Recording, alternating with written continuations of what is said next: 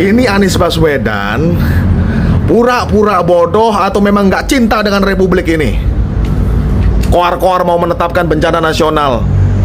Oplak, dulu ditetapkan bencana nasional kalau pemerintah daerah itu tidak berfungsi. Ya, sekarang gubernurnya masih ada, bupatinya masih ada, masih bisa berkoordinasi. Ada support dari TNI, Polri. Pak Prabowo juga sudah turun. Ya, kurang apa? Kau kemarin ke sana, apa fungsi kau di sana? Buat foto-foto aja begitu. Kau bawa bantuan memang ke sana, ya. Bisa nggak kau antar itu ke tempat-tempat terisolir kemarin? Hah? Kan itu peran dari TNI, Polri juga. Bergerak kita semua. Atau kau mau bahwa ditetapkan sebagai bencana nasional supaya warga dunia tahu, dunia internasional tahu kalau negara Indonesia ini rawan bencana, begitu. Bahwa Indonesia ini adalah negara gagal, begitu. Sehingga investor itu nggak jalan, sehingga ekonomi itu nggak tumbuh 7%, sehingga pemerintahan Prabowo Gibran itu gagal demi kepentingan kau di 2029, begitu. Kan setan kayak begitu, bos. Beberapa hari ini saya keliling Aceh, Tamiang, Langkat, Padang. Menurut saya kita sudah waktunya mengaku ini sebagai bencana nasional. Sekali lagi saya minta kita waspada ke depan, karena justru di saat ini ada kecenderungan segelintir masyarakat, terutama mungkin yang punya motivasi politik, dalam rangka ini di tengah bencana, di tengah musibah, mereka yang ditonjolkan adalah kebohongan, ketidakbenaran. Dikatakan pemerintah tidak hadir, puluhan ribu dalam saat-saat yang pertama sudah dikerahkan ke situ. Ada yang teriak-teriak ingin ini dinyatakan bencana nasional. Anies Baswedan kan bingung, nggak punya panggung. Nggak punya panggung, jadi bingung mau jadi apa. Partai nggak punya, diajak partai lain enggak, punya jabatan enggak. Makanya kerjanya nongol di YouTube orang mulu. Lu undang dia ke sini, datang dia, yakin orang ada kerjaan. Allah menurunkan hujan itu jatuhnya harus ke tanah dan kemudian harus dialirkan ke sungai, dari sungai harus ke laut, Pak. Tidak boleh dia muter di jalan. Air hujan yang turun di kawasan ini tidak dialirkan keluar, tapi dimasukkan ke dalam tanah. Di mana air-air hujan yang jatuh di kawasan kita jangan dikirim keluar halaman rumah, tapi siapkan lubang-lubang di dalam rumah, di perkantoran. Kalau ini kita lakukan, maka kita tidak menyumbang air keluar. Jadi kalau ada genangan air, kita harus menjawab pertanyaan sederhana. Apakah rumah kami, apakah kantor kami ikut menyumbang air keluar? Kalau masih ikut, tolong dihilangkan sumbangannya. Kalian lihat nih guys, begini cara Allah menaikkan derajat Pak Prabowo. Dulu dia dihina sama nih orang, sama Imam Mahdi palsu ini. Di depan jutaan pasang mata rakyat Indonesia, Pak Prabowo direndahkan sama Imam Mahdi palsu ini. Bisa nggak kok kayak gini nih? Ya enggak lah, orang kerja kok nipu aja. Ini nipu nggak kok nih? Kau bilang kau diundang kerajaan Saudi, kok nggak ada pengawalan seperti ini? Nih kalian baca nih, calon presiden dari koalisi perubahan, mampus kok nggak jadi presiden kan? Kalian lihat nih video dia yang ngaku-ngaku diundang dari kerajaan Saudi, katanya kentut. Saya mendapatkan undangan dari kerajaan Saudi Arabia. Siapa yang undang kau nih? Jangan halu pula kau kan nih. Kayak nggak kenal sama kau. Kau bedain lah sama ini. Kalau betul-betul kau diundang sama kerajaan Saudi, kau bakal diginiin, diperlakukan secara khusus. Nyatanya apa? Nggak ada yang kenal sama kau. Kalian jadikan pembelajaran lah cerita ini guys. Nggak perlu kita merendahkan orang untuk supaya kita terlihat jauh lebih baik. Jangan meninggikan diri sendiri hanya untuk merendahkan orang lain. Sekarang kau lihatlah nih, orang yang kau rendahkan jauh lebih baik daripada kau, dan kau sama sekali nggak akan pernah bisa melampauinya. Saya mau menanggapi pernyataan Pak Anies Baswedan yang mendorong penetapan bencana di Sumatera sebagai bencana nasional.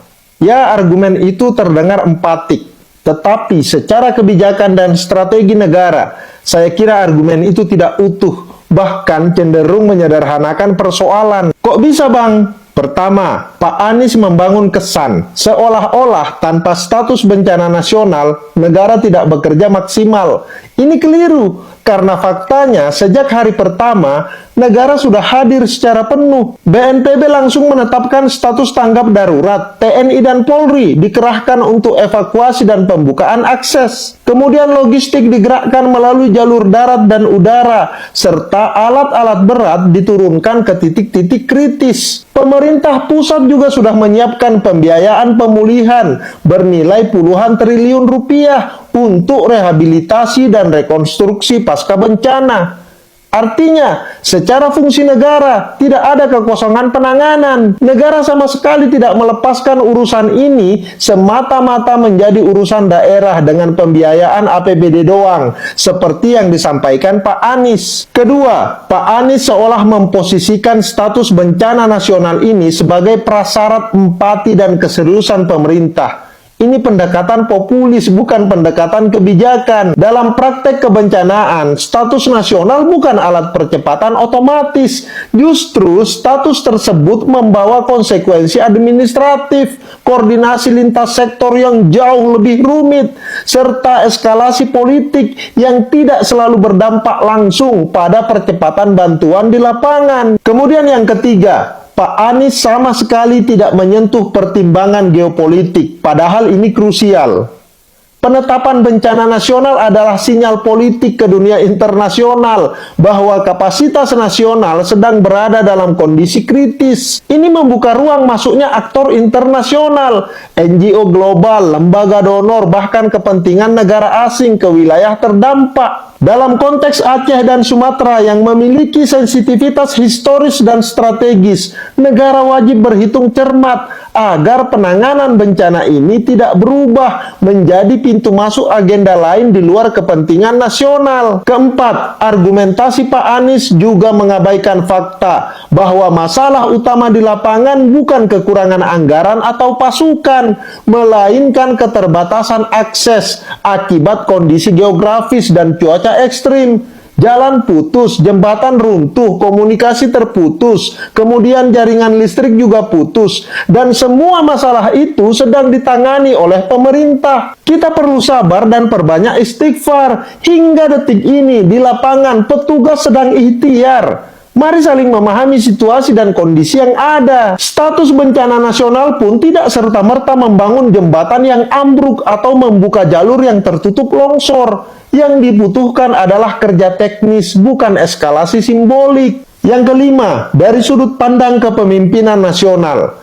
keputusan pemerintah tidak menaikkan status bencana secara tergesa-gesa justru mencerminkan kehati-hatian dan kedewasaan negara. Indonesia masih mampu kok menangani bencana ini dengan sumber dayanya sendiri. Aparat negara berfungsi, pemerintah daerah berjalan, sistem logistik nasional juga aktif. Dalam kondisi seperti ini, menetapkan bencana nasional justru berpotensi menciptakan persepsi krisis yang berlebihan, baik di dalam negeri maupun di mata dunia. Ya, saya paham Pak Anies berangkat dari narasi moral, tetapi cenderung mengabaikan realitas kebijakan dan strategi negara.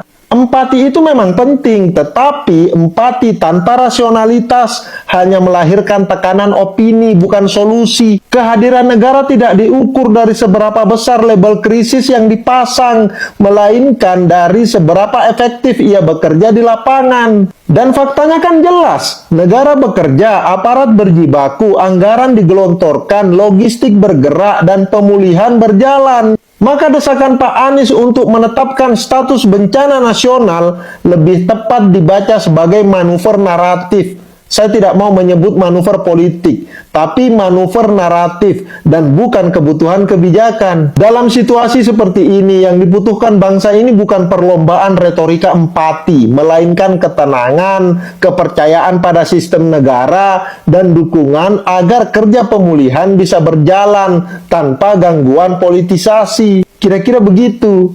Thank you. Ya, silakan teman-teman tulis komentar kalian di kolom komentar tentang Abah Anies ini. Cuma teori doang kah? Omong-omong doang kah? Silakan tulis di kolom komentar. Terima kasih. Assalamualaikum warahmatullahi wabarakatuh.